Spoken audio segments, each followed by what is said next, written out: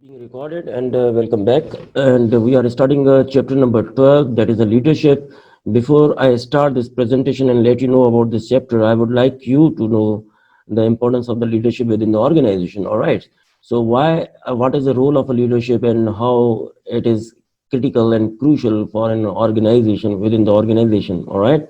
Leadership is something like very critical and very centrifugal role or a centrally important role of within any organization. Any organization without having a leadership or any group, any team, any organization cannot work unless the organization doesn't have a leadership. There are many people who actually works in the organization, but they are not necessarily to be the leaders. I mean, there are societies who are leaderless societies. So what happens? They behave like a headless chickens. They don't have a directions.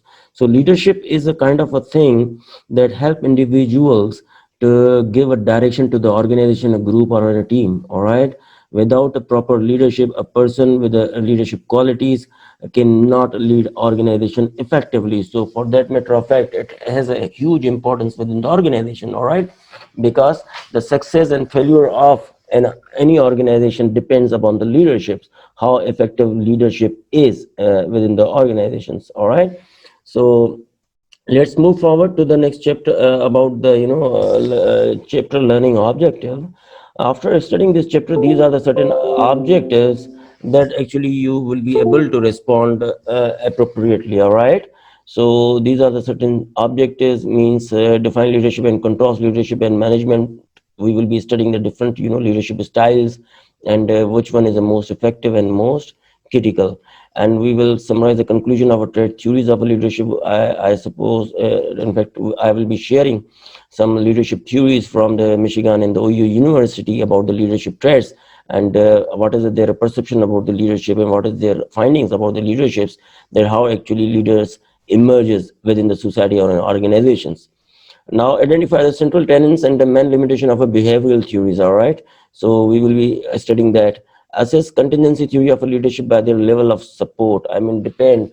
Contingency theory means leadership is actually a situational factor, and may be high and low depending upon the contingency factors or situational factors that may affect the individual on his ability to lead the organization or a community or the country, whatever the case may be.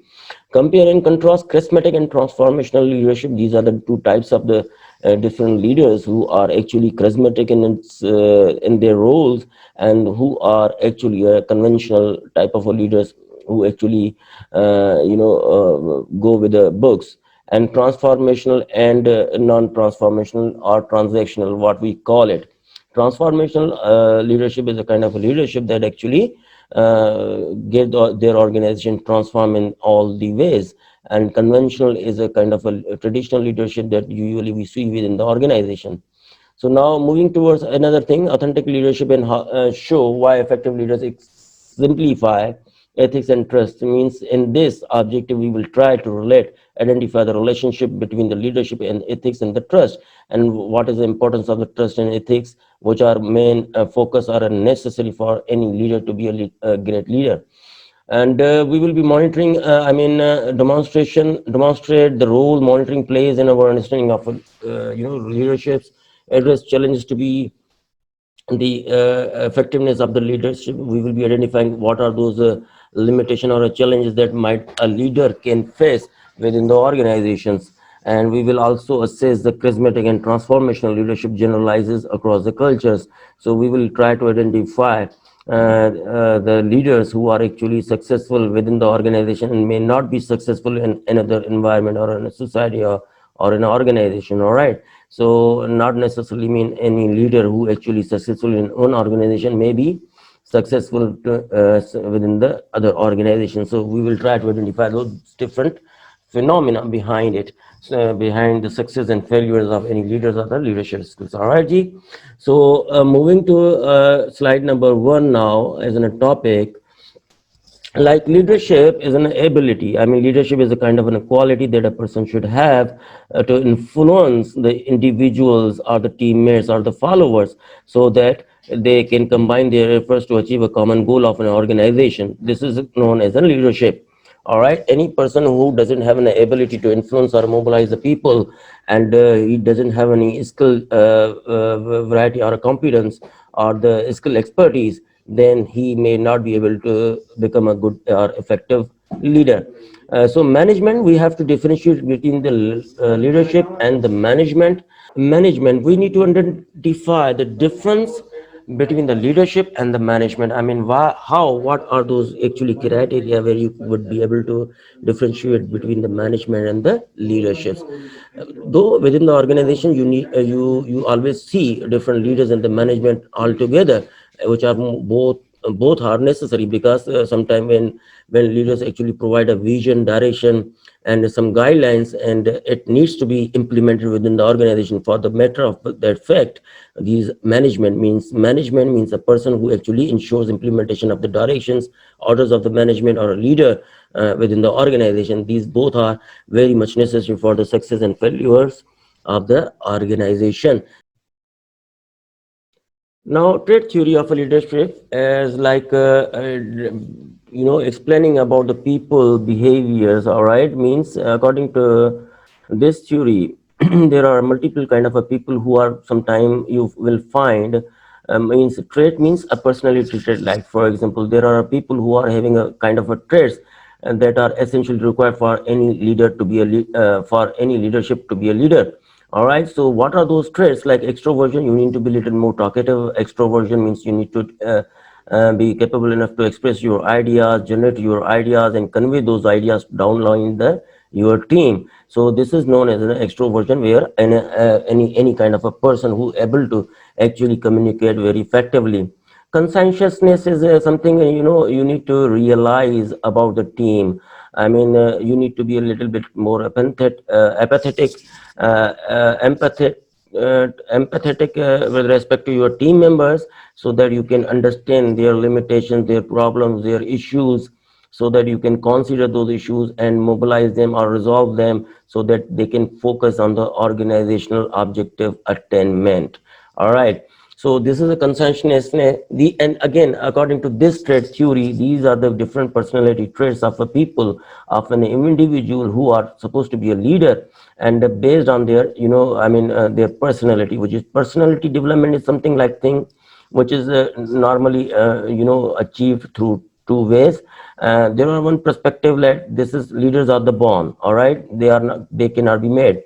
But another perspective is also like that leaders can be trained. All right, so these are the different perspectives we will be studying in later in the slides. But we need to understand at this moment that what a leadership traits is all about. It means any leader should have a trait. He should be in an extroversion, he should be conscientiousness, and he should be open enough to bear or receive or accept the criticism upon him. I mean, any leader who does not bear the criticism on him will not be a good leader, because being a good leader, you need to be a little more open to the criticism, so that you can able to improve yourself, because any criticism which is being done by your team or members or surrounded people are actually kind of a reflection of your attitude being perceived in the eyes of them. All right, so openness is very important for a good leader to be a effective in the organization. For example, I will be giving you an example in this way. Like within the organization, there are different people who are actually highly actually diversified with respect to their labor. Every labor has different backgrounds, different culture, different languages, and all that. Every person has different likes and dislikes and tastes. All right, so all these things need to be, and of course when you issue any kind of a directives or any agenda or any you given kind of a any goal to the team, naturally there are people who actually resist to accept your orders or instructions. Sometime it happens in the organization. So in that scenario, they used to give you used to criticize on your directions or your decisions or your policy making. So for that matter of fact, leaders should not take it as a negative. It should take it as a positive and try to convince those people down the line in the team and give them some solid and logical or rational reasoning behind it. Emotional intelligence means it is very important and critical part of the being a leader, because any person who is emotionally not intelligent may get in trouble in a way, because he might get upset, he might get frustrated, he might get kind of like what do you call, he might get charged in a situation when he becomes a little bit more angry, frustrated, and annoyed with respect to the behavior of different people. All right, so this is emotional intelligence for very important for the leader. He should be very mature enough, very cool, very calm, very passionate, and very sober kind of a person, so that they once he works with a cool mind, he will be able to mobilize the people, he will be able to jar down, or some he would be able to create some options, or some wisdom may prevail if he is a very good emotionally intelligent person. So this is about these different two four four different traits which are essentially required for any leader to have it. Now, behavioral theories of leadership. Theory is proposing that a specific behavior differentiate leaders from non-leaders. All right, what are like those behaviors? Means, as we already studied on the theory, leadership is inherent. As I just said about it, means there are people who used to believe that the leaders are born; they cannot be made. So this is a kind of a perspective. You may or may not agree on it, because there is again difference of opinion on this. All right, but normally it is a general perception that leaders are made and they cannot be created or made through training and all that. So behavioral theory leadership is a skill set that can be taught to anyone. This is another contrast, a contradictory perspective, that is behavioral theory. According to this theory, it is very possible that leaders can be made through the different training, providing a different kind of environment or a prerequisite environment that actually flourish the leadership. So these are the two different perspectives. So we cannot say, okay, this is wrong or this is wrong, again depending upon the situation, and these are two different perspectives, and two both are valid. All right, and now moving to another slide, these are the with respect to the behavioral studies. I mean, according to this behavioral studies perspective, when they believe that the leaders can be made through training and providing a kind of a required environment, so leader can be prepared or can be created. All right, so these are the two studies, OU and Michigan study. All right, initiating structure, considerations, and employee oriented and production oriented. All right, these are the two studies, and the OU is also university, and Michigan is also university. According to OU study of behavioral studies, it is very important for a leader to initiate structures. I mean, they believe, according to this study, leaders are those who actually are capable enough to design the organizational structure, define the roles and responsibilities, duties, and clear-cut instructions should be in place in the organization. If any leader is capable of doing this, it will be known as an effective leader. And considerations, I mean, he must have some consideration being a leader, because any person who is not considerate, I mean, will not be able to view the things which are problematic in the process. For example, if any person with respect to the human resource management problem, you might see a lot of people having a lot of different problems with respect to their domestic environment or employment environment or workplace problem, I would say. So you need to understand the skill, knowledge, and ability of your team member, and you need to realize that what kind of situation they are going through and what kind of environment they are working in, and whether they need to be improved, whether they should be provided some health and safety environment requirement, and whether they need to be provided employment security, or what kind of anything. I mean, any problem there a particular labor or a human resource can go through within the organization. So being a leader, he is responsible and supposed to be a little more considerate, so that he be able to identify and resolve those human resource or organizational problem, or which are being actually faced by the laborers. Now, Michigan, according to Michigan University study of behavioral behavioral traits of the leader, that he must be employee oriented. He should be like employee oriented in a way that he should be gelling with the employees. He should be, working closely. I mean, he should be working closely with the employees. He should work as a team player within the employment. All right. And yet he should be focused with the production targets. All right. He should not forget about the targets or ultimate goal of the organizations.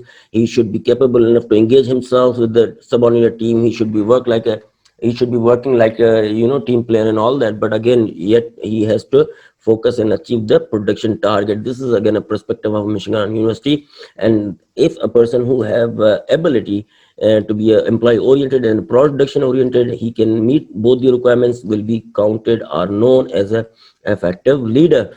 Now, coming to the next slide, is a contingency theory. Means there are different three models. I mean, Fielder's model, Hersey and Blanchard situational leadership theory, path goal theory.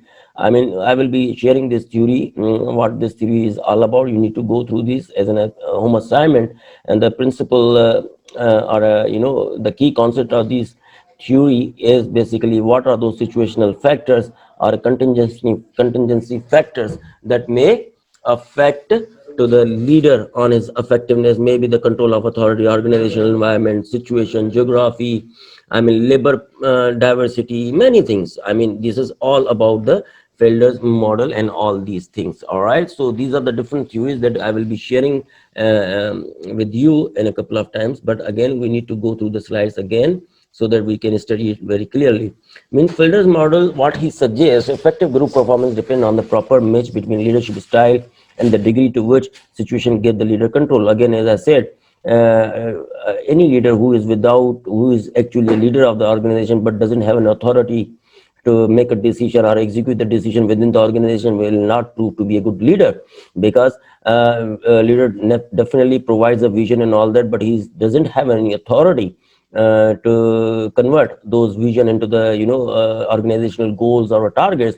So he will not he will not tend to be a not deemed to be a great leader. So of course, for that, according to Felder's model, leaders must have that level of kind of authority so that he can actually execute and give some sort of instruction downline the staff. Consider three situational factors. For example, I mean, again, talking about the confidence, trust, leader-member relationship. If degree of confidence and trust is in the leader, task structure, how much task structure is well defined. Task structure we mean by the job descriptions, job instructions or work instructions. What kind of job is supposed to be done by which kind of a labor. I mean, it needs to be very clearly structured, defined, and documented within the organization so that the labor or human resource may able to may able to take a guidance from those structures. He should also be defining the line of working relationship, or what we call chain of command. This is very important. All right, task structure simply defines how work is coordinated and our work is to be done within the organization. Position powers, again, as I said, authority is very essential. He should have an authority to ability. He should authority and also ability to hire, fire, or reward any of his team, his or her team, so that he actually can influence the people accordingly. Now, this is a kind of a graphical representation of Felder's model, all right? So, ideal person, according to this graph, if you see vertical and horizontally, there is a favorable model, moderated, unfavorable people with the leadership style, all right? And in vertical side, you will see the performance, whether poor or good. And the line which is depicted in the graph, that is a task-oriented leader and the relationship-oriented leader. I mean, if any person who does not maintain balance between the two may not be an ideal one. And the ideal one, according to this chart and the description given in the below the chart or a graph, actually reflects the most favorable person is that who actually maintain good relationship or he should be a task oriented, and he should also be focusing on the relationship within the employees. He has to make a balance between it. All right, the ideal situation is that, and rest is like a moderate or unfavorable weather. Sometimes leaders, get into so much casual relationship with their subordinates, they actually lose their control or authority over their subordinate staff. Or sometimes you might see the people who are very much rigid and do not allow any person to speak or to contribute effectively on his own style of working. So sometimes it is also important that you need to see the difference between the two, and he has to maintain a balance between the two. All right, without gaining or without maintaining a balance between the two, it will not be possible for a leader to be effective within the organization. All right, G. Now moving to another slides. So it's a cognitive resource theory, a refinement of Buddha's original model. All right. Now focuses on stress as the enemy of rationality and creator of unfavorable condition. A leader intelligence and experience influences are a reaction to the stress. As I already explained in my previous slides, being a leader, you should be a very emotionally strong to handle the situation. Sometimes it happens you may encounter with some stressful, some difficult, some threatening situation as well, but you need to be a little more courageous, bold, and emotionally very strong, so that you are not actually exploited from the situation, and you can focus on your targets and the line of action that you have already prepared for your organization and the team. What as a leader you need to do when you have a team who doesn't have an ability, all right, to work or follow, and the person who has an ability, a person or a teammate or subordinate who doesn't have an ability, and there are people in your team who might be willing to follow you but doesn't have an ability, and there are people who are willing to follow but he does not have an ability to follow, and there are people who are unwilling to follow and does not have a ability to follow. All right, these are the different kind of skills or a kind of an ability or a competence of your team member, which is reflected in the graph if you see the below. So how actually leader should behave in a certain situation when he observes that his teammate may be able to perform a task. All right, he may be able to perform a task but and unwilling to follow your instruction, and a person who is able to perform a task but he is unwilling to perform a task. All right, so again, a person who is unable to perform a task and at the same time he is also unwilling to your instructions.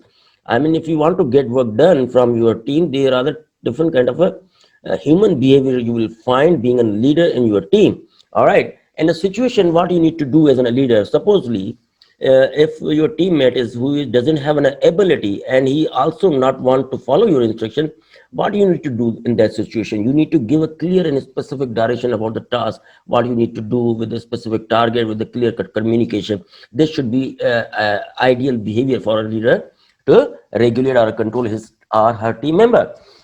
In fact, in case a person who a member of your team who is unable to perform a task which is given to him by you or an organization, but he does have a willingness, he want to learn, he want to excel, he want to follow your instruction, but he doesn't have that competence, skills to follow or to perform those tasks. In that way, what you need to do that you need to display high task orientation. All right, you need to give him a direction, support him, and give him a task specifically defined so that he may be able to perform very well.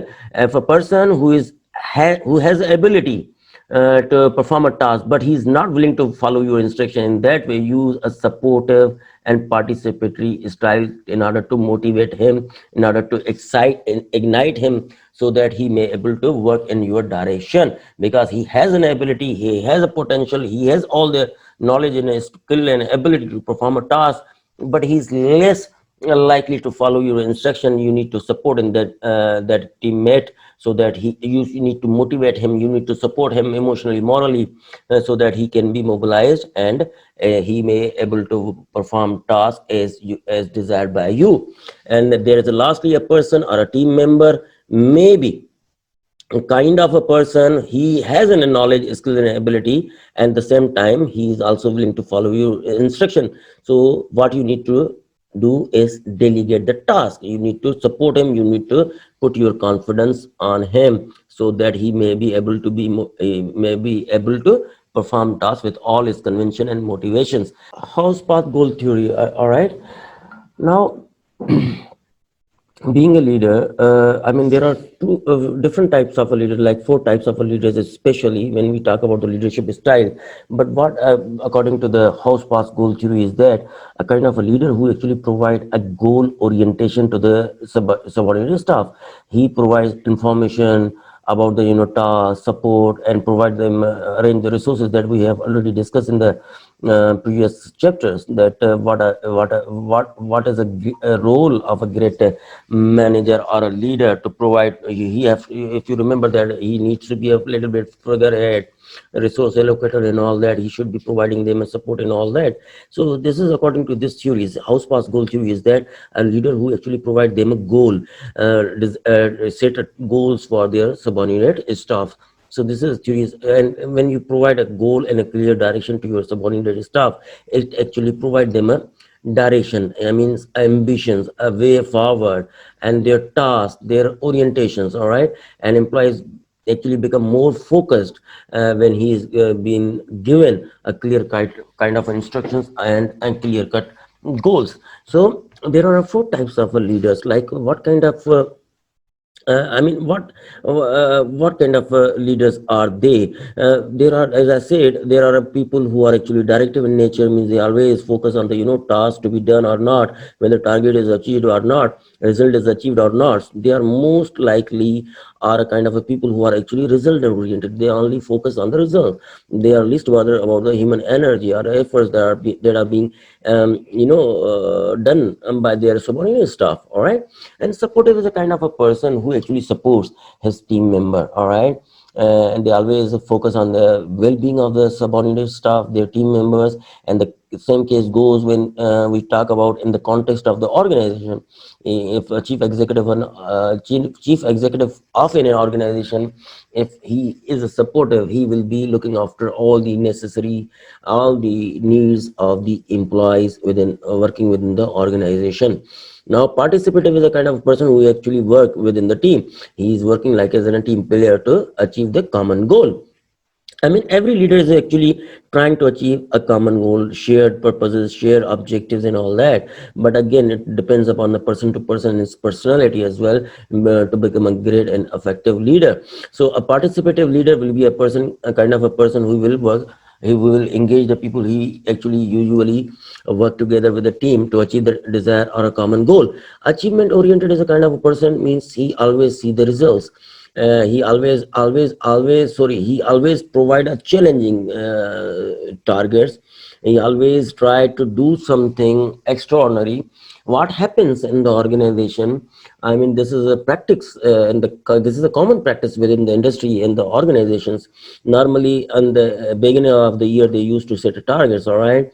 And it is being achieved by the employee, and appraisal is being done at the end of the year. But normally these are kind of a leader, or those kind of a leader, once they see, okay, these are actually kind of an objective become much more easier to achieve by the employees. They always try to set a renewed target in the next year, so that those targets may also trigger or fetch much more effort, energy by the employees. So they always keep moving. These are the kind of a leader who always actually keep moving his subordinate staff. They always give them challenges to break the orthodox, and to do something extraordinary. So he's a kind of a person who actually provides them a kind of a challenging task or a goals. Now, point number 4, Rome and the Newton leaders participation model. According to his, I mean, there are different situational variables that may or may not affect a leader to be a great leader or effective leader. I mean, when we talk about the situation, I mean, according to his belief and according to this perspective, means leaders are part of the environment, organizational environment, which includes internal, which includes external environment. And these different kind of environment, internal and external environment, does beer does have different forces, and they play together, they interplay with each other, and can actually exert their influences on the leader and its effectiveness to run the organization smoothly. So for example, talking about the current situation within the Pakistan, I mean, being an organization, being a CEO of the organization, you need to deal a lot of things. You need to do government, you need to customers, you need to deal with the vendors, you need to deal employees within the organization, and you need to handle the diversity, you need to handle the labor laws, you need to handle the environmental laws. I mean, these are different vectors, all right? And besides that, if you have an authority to exert or implement your decision, then it will actually eventually help you to make a sound decision. In case if you are not being given a good authority or an authority to make a decision, it again will worsen the situation, because you need to handle all these things. All right, so according to this perspective, these are different variables actually hamper or improve the performance of the different leader. So according to normative model, leaders now how participative to be their decision making of a decision tree.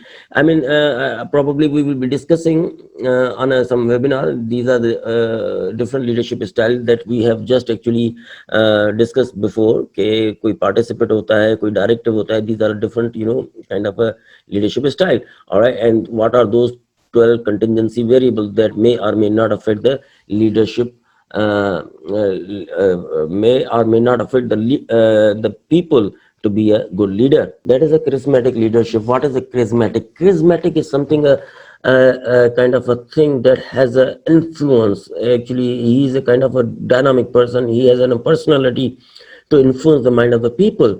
I mean, person with a different good behavioral traits, and the person who used to think out of the box. He is unconventional. He's not traditional style leader. All right, he should have a capacity to do something extraordinary. He should be having a capacity to challenge the status quo, and he should also be sensitive to followers. He should understand the needs and the issues and the problems of their team members or organizational employees, so that he can address very effectively. And he most of it most importantly, he should carry a vision. He should have a vision. He should be able to provide a vision to subordinate staff. If a person who is unable to provide a vision or a direction or a dream, then he will not be able to lead his team effectively, because dreaming sometimes when you what I meant about the dream is to provide them some ambitions, some goals, some targets, something like that. All right, you should need to make them little bit more visionary. He should be aligned in accordance with your vision, what you are setting about your organization or about your own group. So you should be able to create a vision, means targets, means your ultimate goal, where actually you and your team wants to be. Where are you and where you want to be? You need to differentiate it, and you need to give them a vision or a target or a ultimate goal to be achieved, so that their efforts can be concentrated, well directed, well organized, coordinated, and excel towards achievement of the goal. Now, personal risk, he should be courageous. Any leader who is not a courageous, he cannot be the good leader. A courageous is a kind of a person who actually stand with his team. So this is about risk taking. Sometimes you need to stand with your people. If you don't stand with your people, your followers will not trust you, will not follow you. That is very critical, important aspect of the leader. He should be very courageous, very bold, and again, should have some wisdom. So now coming to the as I said, as I was telling about you, the vision, you need to design and create a vision, all right? And you need to have that statement or vision statement on the chart, on the paper, and provide them as like a holy direction, so that they should actually follow those instructions and those visions, which is a shared vision of your group, and should be a shared vision of your group, shared goals of your group, so that every individual actually make an effort towards achievement of their goal. Now create a new set of values. I mean, if a person who is a charismatic, he has an ability, he has a courage, he has an expertise and he has a vision, he will definitely, being a leader, will support you to think out of the box and do something extraordinary that actually help you to achieve your target. So he will definitely will be comfortable to change the existing values of your organization, SOPs of your organization, and work instruction of your organization, and will make sure that actually these all SOPs and policies are being actually prepared to facilitate the employees so that they can achieve their respective annual or group target. All right, you demonstrate the vision. When you, being a leader, set the target, set the vision, you have to actually play a role. You have to be a role model, and you have to perform those, you have to demonstrate it. You have to demonstrate it through your own body language, your actions. Your actions should actually contemplate your vision. If your vision is set in a and if your vision is set and different from your action, definitely it will create a trust deficit among you and your subordinate staff, which again will actually lost your group or your organization will lose the focus. What is transactional and transformational leader? Transactional leader is a kind of a leader, actually he actually provide rewards. All right, he believe in management by exceptions, and sometimes management by exception in a passive manner, and laissez-faire. I mean, he's a kind of a person, and these both are actually, inspiring the followers to transcend their self-interest for the good of the organization.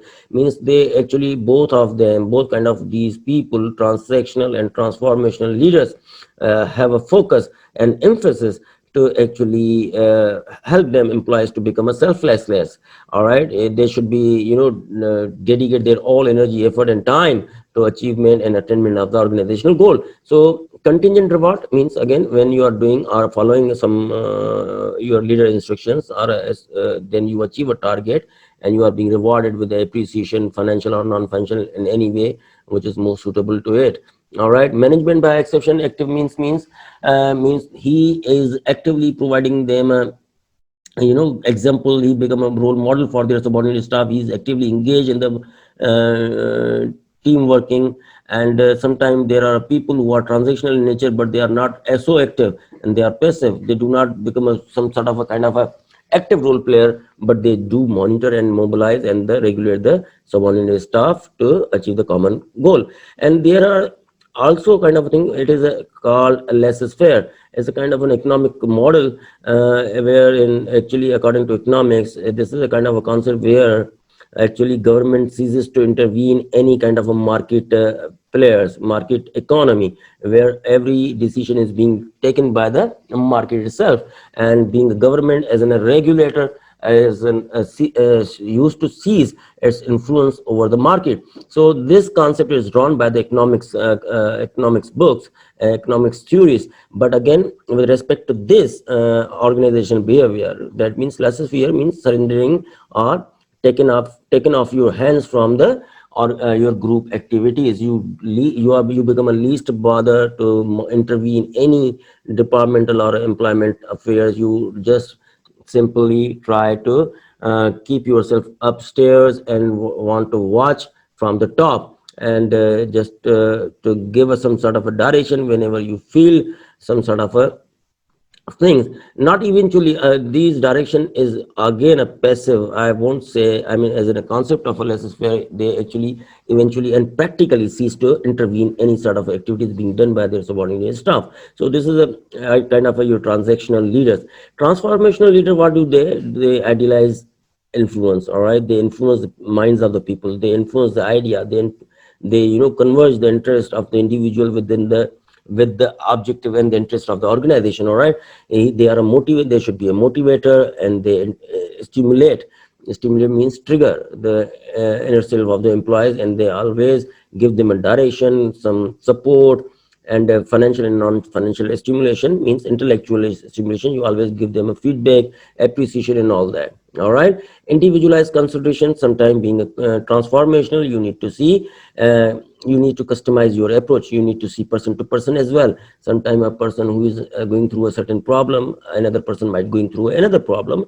But being a transformational leader, you need to address both of them, on a custom basis, on a customized basis, on a personal level, so that though they can be motivated, they can be encouraged, they can be well directed to the attainment of the organizational goal. And authentic leaders, again, as I previously explained, authentic means any authenticity or a confirmation of your authority comes when you have a trust relationship between you and the subordinated staff. All right, I mean, you have an ability, power, authority, and a trust between you and your subordinate staff. If supposedly if you are a leader and doesn't have any confidence within your team, and you don't trust your team and your team don't trust you, so you cannot be authentic leaders. Authenticity comes in only one way: when you put your confidence in your team, and team actually repose confidence in you as well. Without this binary relationship, two-way communication, two-way process, you cannot become any authentic leader. All right, so ethics is very important. When being a leader, you need to consider, you need to address many ethical issues. You have, while making any sort of decisions, as I said, sometimes you are actually given a situation where you become confused what need to do. I mean, being an ethical leader, being a leader, you need to always uphold the values of ethics. All right, you are not expected or supposed to lose the you know the whole lose any sort of a values or ethics. I mean, there is a very direct relationship between your leadership and the ethics, and direct proportionally a relationship between the ethics and the relationship. If anything goes down, you are not a good leader. So sometimes you will be encountered in a situation, sometimes you need to do any many things that probably you will feel this is not ethical enough. So being a good leader, you need to always uphold those ethics, and for that matter of fact, as I already explained, you need to be courageous to take a stand against those unethical things. And when we talk about the Pakistan environment and we talk about the practicality of this concept and the Pakistani environment, especially the organization we are used to actually working in, and the environment in generally we have within the industry and then the social setup. Sometimes their leaders are actually being forced to, as I said, there are different forces actually play a role to and influence the effectiveness of leaders. As given an example of the Pakistani society, including corporate and the non-corporate or social sector, you always face a lot of challenge on every step ahead, and sometimes you feel you are actually compromising ethical requirement of being a good leader, because these are the different forces which are the most powerful and the most influential, and somehow one or other way you being actually bow down to those situation or circumstances. But again, it's a theoretical concept, or a true meaning of a great leader is a person who actually upholds the ethics.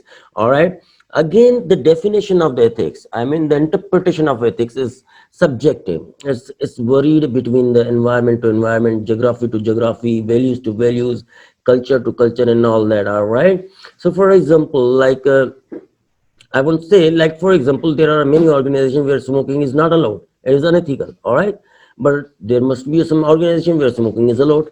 So this is a subjective interpretation. You need to see the culture, environment, policy, law of the land. You need to respect the law of the land as well. And so you might have encountered many situation where you need to compromise and you go with some sort of unethical practices where corruption involves and all right? These are the ethics and leadership issues. Sometimes being a leader, you need to encounter many things in it.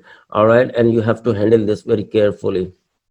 Now, moving ahead to another slide, that is a like trust and leadership. As I said, trust, desired action, and desired attitudes. I mean, trust, when trust develops between you and the team, it always develops when you both as a leader and your subordinate team actually demonstrate those desired action, which is a requirement of which is requirement in accordance with the expectation of the leader and in accordance with the expectation of your subordinate team. Your actions should be in compliance in conjunction with those desired expectations. And your attitude means a past behavior is most important in that.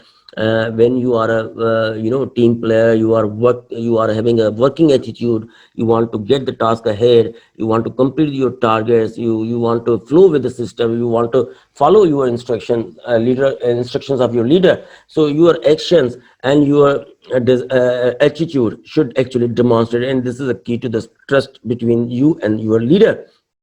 And without this trust, of course, again, the organizational efficiency or effectiveness cannot be achieved successfully. So again, now this is basically a diagram leading you to the trust level. I mean, leader action integrity, why leader action should be like integrity. He should be very honest, able, he should have a knowledge and skill and ability, he should be competent, he should be a master of his master in his skills. All right, and it will actually influence the individual, and trust grows. And when it comes to the actions, restacking, information sharing, group effectiveness, and productivity, when a leader actually focuses on this thing, he is a courageous, he is actually visionary, provide the goals and targets, and support his team through by providing different sources, intellectual, financial, non-financial, everything. Then trust actually develops between you and your subordinate team. Now point number 23rd is a mentoring. Being a leader, you need to be a mentor. It is not only to giving a direction to your subordinate staff, but you need to counsel them as well. You need to be a little more healer. You have to act more than a just kind of a director or a kind of administrator. All right, because you when you become a mentor, you genuinely actually lead the people along with you. All right, this is very important. So you need to give them an overall picture where you can provide them a career path, and you also should consider their psychological state, where they are psychologically satisfied. So these are the certain things that you need to go through this at home, helping the Portuguese gain skills and abilities. You need to, being a leader, you need to make sure that every member of your team is actually competent. He should have a desired or the required knowledge, skill, and abilities. All right, and you should influence them to acquire those knowledge, skills, and abilities that is prerequisite for performing any particular task. Now psychological, you give them a picture of the career growth, career path, and contingency rewards as well. What kind of a concept of a self satisfaction, as we have already studied about the Maslow's needs of theory, and theory X and Y. These are the different motivational theory that actually we have already studied. So you actually can apply those theory when we talk about the psychological function or satisfaction of your team member. All right, G. So moving ahead, now finding and creating effective leaders, selecting leaders and training leaders. Very important fine line you need to understand here is that he is only talking about selecting leaders and training leaders. One or other way, he is actually pointing out.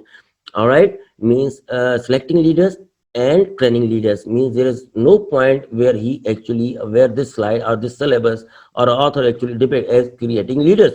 That means one or other way he is actually supporting the concept that the leaders are the born. All right, it's again a subjective matter. Selecting a leader, a person who should have some prerequisite ability. He should be wise enough, he should be sharp, he should be intelligent, he should be master in his skills, as in his function, in his functions. All right, these are the different extra. He should be extroversion, he should be supportive, he should be influencer. These are different traits that are prerequisite and prerequisite for to become a good leader. So then you need to find out those people who are having those kind of traits and have a great potential to become a leader in the future. If you slightly give them a direction, provide them an environment, resources, and acknowledge their and train them, and put them into the field for the little bit more exposure, work experience, and all that, and eventually you will come up and with a great leader in your team as well.